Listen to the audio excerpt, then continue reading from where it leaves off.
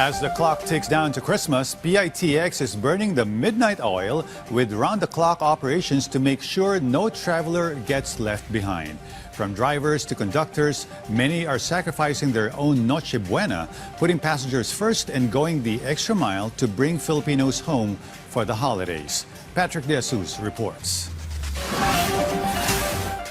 To ferry passengers to their respective provinces this holiday season, there are bus drivers like Lloyd who will welcome Noche Buena while on the road to Camarines Norte instead of being with his family. Ganun talaga sir, walang magagawa.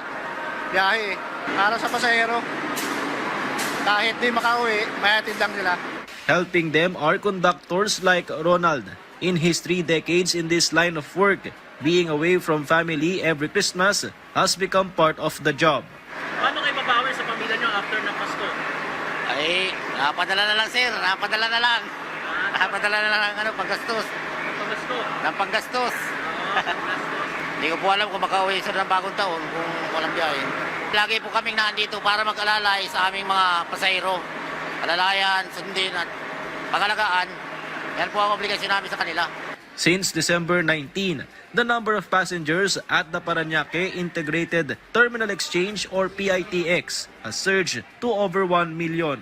The highest volume was recorded on December 23, reaching more than 231,000.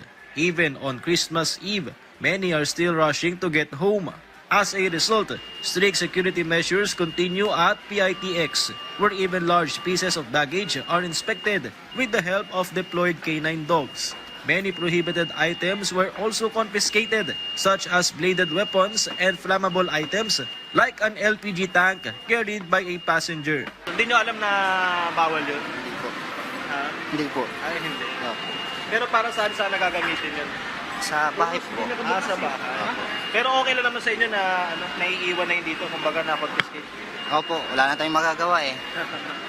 On Christmas Day, there are still no advance bookings at the PITX. However, bookings are expected to increase again starting December 26 at 57%, particularly for trips to Bicol, rising to 60% from December 28 to 29 for those heading to the provinces for the new year. Patrick De Jesus from the National TV Network for a new and better Philippines.